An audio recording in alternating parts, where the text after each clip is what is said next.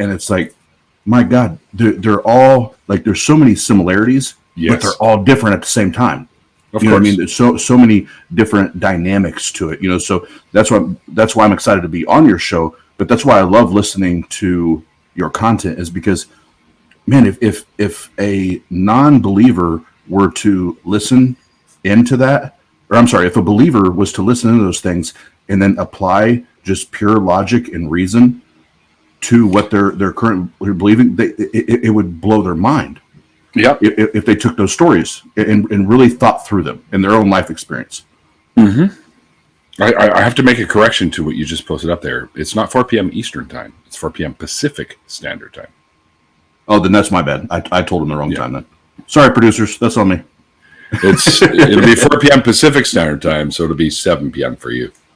Okay, so we will correct that. And that's totally on me. I gave him the time, so that's my bad. Oh, we're gonna have fun, dude. Don't even worry about it. It's gonna be awesome. We forgive you. Thank you. I love my producers. Actually they're the ones that make me look good. So I don't say nothing. Neil, why do you not believe? Why do I not believe, or why do I believe what I believe? Yeah, it's quite simple, actually, for me. If there's a God out there and he's as described as being all loving, which I find really hard to believe alongside omnipotence, because the two of them just don't seem to mesh. I have yet to see any evidence of a deity. When you think about, if this particular, we'll call him Yahweh, for which is actually an amalgamation of two different gods, but that's another topic for another time. This God is supposed to be all-powerful, all-knowing, all-seeing, right? And you figured, I think the one that really clinched it for me was finding out with all the Catholic Church, the priests and whatnot, that are molesting kids and nuns and stuff like that. And this deity, this apparently all-knowing, all-seeing deity, is sitting on the sidelines as all of this shit goes down, as thousands of children are going to be permanently scarred. His children, allegedly, are going to be permanently scarred, and he sits by and he's either whispering in the ears of the priest going, "I'll get you later for this." Like, if I saw something like that going on, this is something that Tracy Harris, I believe, said one time on the Atheist Experience as well, some time back. I would stop. I would interject. I would stop, even at the risk of my own life. I would get in there and I would stop what was going on. Your God isn't doing that. So that automatically makes me more moral than your deity. Yep. Neil, what would you say is what's your standard of evidence? My standard of evidence is the lack of evidence for the deity. Okay. Right? I'm open. I'm open-minded. If you can give me something that clearly demonstrates that there's a deity out there, and not just an argument, because in my opinion, arguments aren't evidence. They're just arguments. I mean, some of them are good arguments too, but so what? I still don't see him. I've never been interacted. I even searched as a kid, going, reaching out to him.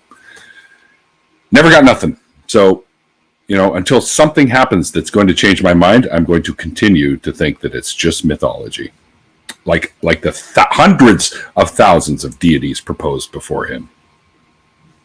Okay. And Neil, what would you say to those that claim that they have had an experience with and we'll just talk because, most of the people that we have on our channel are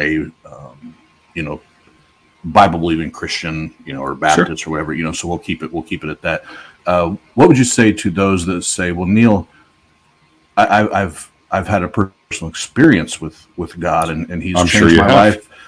He's changed my life and so many awesome ways. There's no way you can tell me that this God isn't real. Well, I can tell you that. Whether or not you believe it is another matter altogether. I'm sure you've had great experiences. And you know what the great thing is?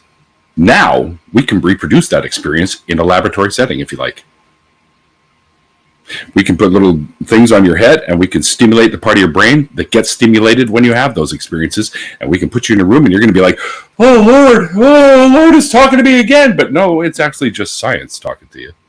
All right. Yeah. How many times have I gone to a concert and had a religious experience at a concert? I can't tell you. I can't count on both my hands how many times that's happened. I've seen some of my favorite bands and felt the exact same way. Right? So how do you know that that's an experience with an actual deity or just your brain being triggered because of what you're seeing and hearing? You don't. Right? Well, you do, actually. Yeah. And I can reproduce that in a lab for you if you like. No, I love that you just said that. Like, some of my favorite studies are what religion and religious activities or experiences do to the brain. Yeah, but ours can do that sometimes, and it annoys the shit out of our bass player. Oh, I bet. Yeah, we'll get back to the music in a minute. One or two more questions on the why, and then I want to talk about you and your channel, Neil, and get into that. But one thing I like to ask atheists that come on that have believed in whatever they believed in before and had some type of a deconversion process themselves.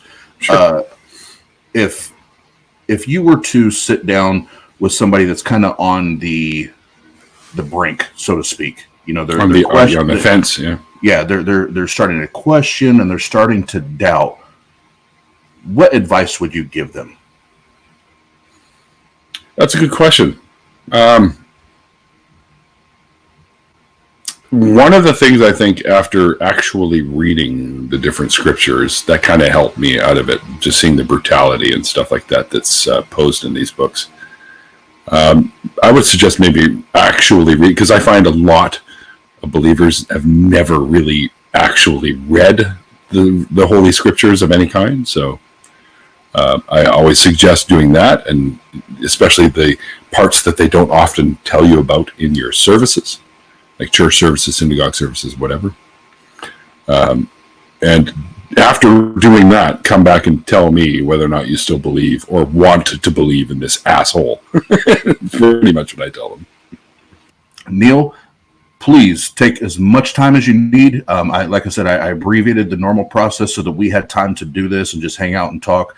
Please tell us about your, well, first and foremost, tell us about your channel, kind of how it started, what's your goal, what's it all about? When I started the channel, I think the only goal really I had was to get these stories out there because I think they're important and they need to be heard. Because now that I've been doing this for a little over a couple of years, I've noticed that there's so many people that are on the fence about whether or not gods are real, their religion is true, that kind of thing. So many people out there. And the more of these stories that I can get people to come on and tell, I feel it will help these folks. Because I've gotten emails now from people that say, man, I've watched your channel now for a couple of months, and so many of these stories ring true for me.